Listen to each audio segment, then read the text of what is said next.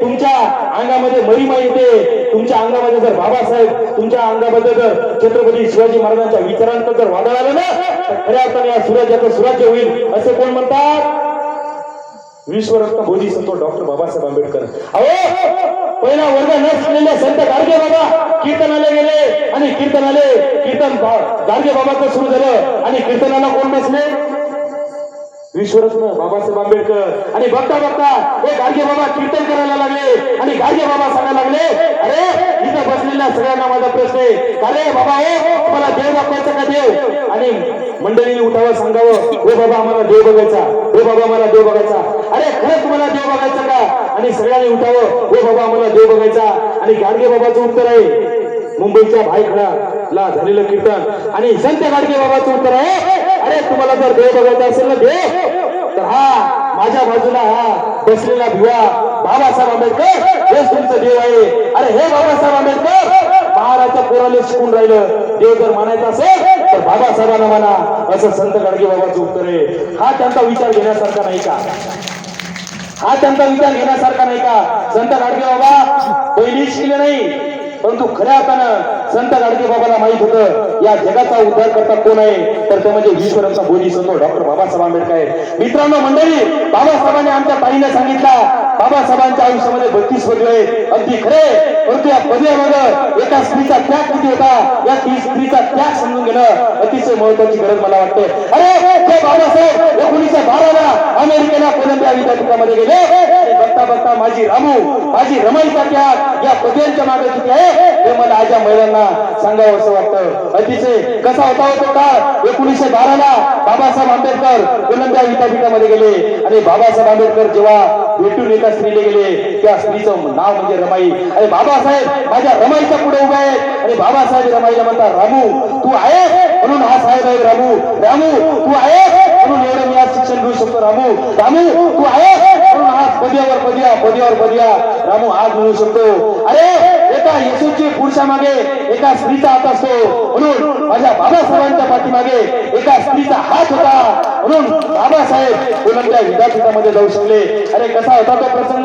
बघता बघता बाबासाहेब कोलंबिया विद्यापीठामध्ये गेले. बाबासाहेबांचे डोळे गैरून आले.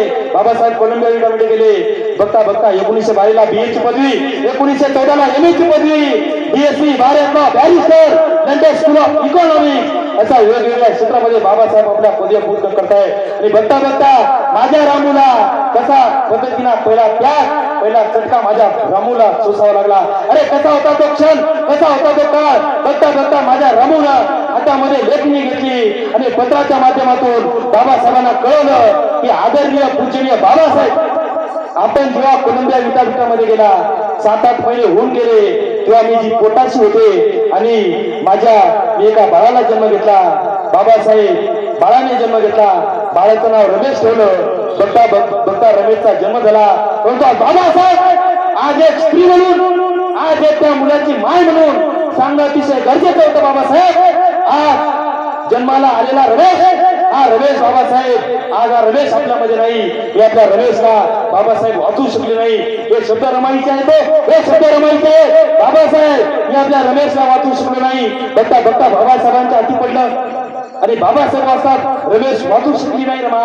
आणि खऱ्या अर्थानं बाबासाहेबांच्या डोळ्यामध्ये सुद्धा अश्रूच्या धारा आहेत. आणि बाबासाहेब विचार करायला लागतात की रामू आपण आपला रमेश वाचू शकलो नाही, रामू याचं मला प्रचंड दुःख आहे. पण रामू हा तुझा बाबासाहेब, हा तुझा विश्वरत्न या जगामध्ये एवढाच सारा जगात नाव करेल. अरे जन्माला आलेला कोणताच रमेश रामू अन्नापासून औषधापासून मरणार नाही, रामू असं मी वचन तुला देतो. आणि बाबासाहेब आंबेडकर शिकतात आणि खऱ्या अर्थानं बाबासाहेब मला या ठिकाणी हे सांगणं महत्वाचं आहे. अरे माझ्या रमाईच्या पोटी 4 मुलाचा त्याग होता, एक मुलगा सुद्धा माझी रमाई वाचू शकली नाही सर. एवढा मोठा त्याग आमच्या रमाईने सोडला. जगातला दुसरा भारत जर असता, विचार केला असता, 7 समुद्राच्या पार असता, पळत आला असता, परंतु पोटच्या घोड्याला वाचवलं असतं. अरे राजरक्ताचा जन्म झाला ताई, आणि या राजरक्ता जेव्हा मृत्यू पावला, अंगावरचे कपडे टाकायला सुद्धा राजरक्ताच्या नव्हते.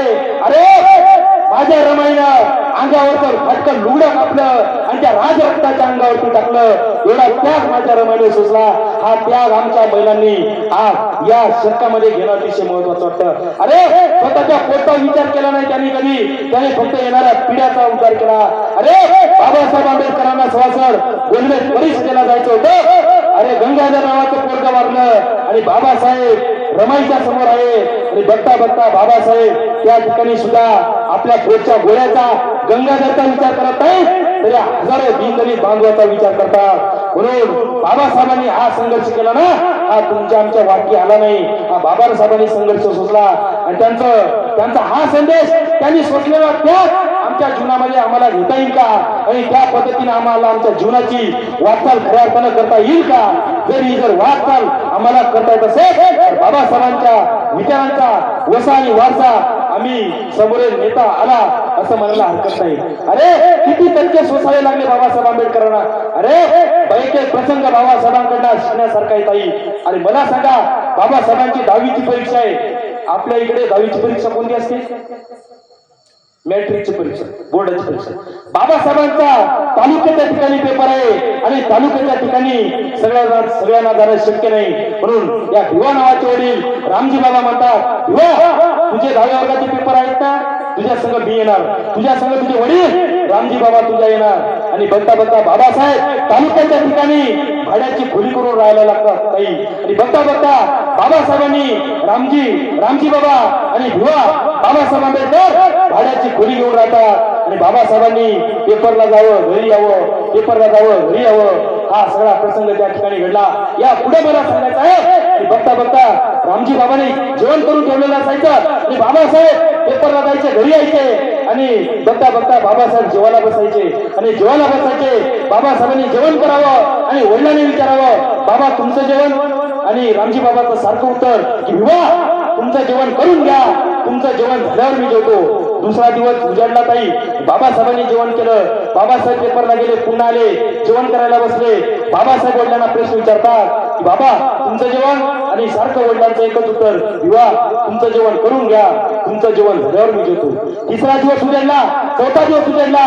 बाबासाहेब घरी आले, जेवायला बसले आणि सारखे बाबासाहेब आपल्या वडिलांना एकच प्रश्न विचारतात की बाबा तुमचं जेवण? आणि वडिलांचं सारखं उत्तर, विवा तुमचं जेवण करून घ्या, तुमचं जेवण झाल्यावर मी जेवतो. पाचवा दिवस उजाडला, न राहून बाबासाहेबांनी प्रश्न विचारला की बाबा तुम्हाला 5 दिवस झाले मी विचारतोय तुमचं जेवण आणि तुम्ही म्हणता तुमचं जेवण झाल्यावर मी जेवतो. परंतु बाबा मी जेवण झाल्याच्या नंतर थोडी भाकरी शिल्लक राहत नाही. बाबा तुम्ही जेवता काय? तुम्हाला भूक नाही का लागत?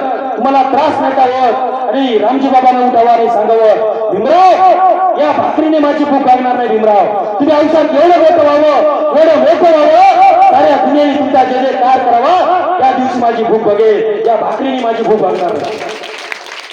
एका वडिलाची प्रचंड इच्छाशक्ती असते आमच्या मुलांनी मोठं व्हावं. यासाठी आपल्या आयुष्यातले आपल्या प्रत्येकाचे आई वडील असेच कसा खात असतात. जे मला मिळालं नाही ना ते आमच्या वडिलांना, ते आमच्या मुलांना मिळालं पाहिजे.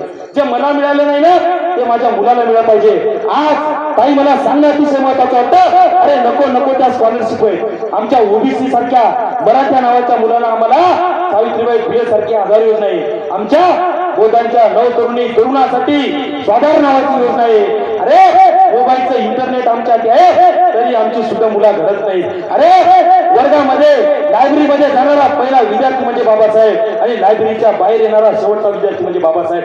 हे जे प्रचंड गुणवत्ता बाबासाहेबांकडनं होती. तुम्ही म्हणसाल नाही बाबासाहेबांनी कोणी वरूनच टाकली का?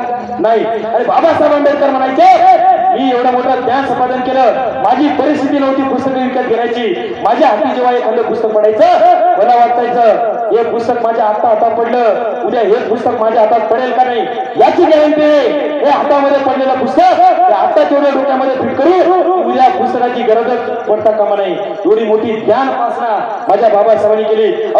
आता तास बाबासाहेबांनी अभ्यास केला आणि खऱ्या अर्थानं 2 वर्ष 18 महिने 18 दिवस आपल्याला माहित आहे. आज बाबांनी साहेबांनी एवढी सुंदर राज्यघटना दिली, त्या घटनेचा आम्ही फायदा घेतो. परंतु या घटनेचा फायदा घेत असताना आम्ही खऱ्या अर्थानं बाबासाहेबांच्या विचारावरती आम्ही चालतोय का, ही सुद्धा मला सर्वात महत्वाची गोष्ट सांगावीशी वाटते.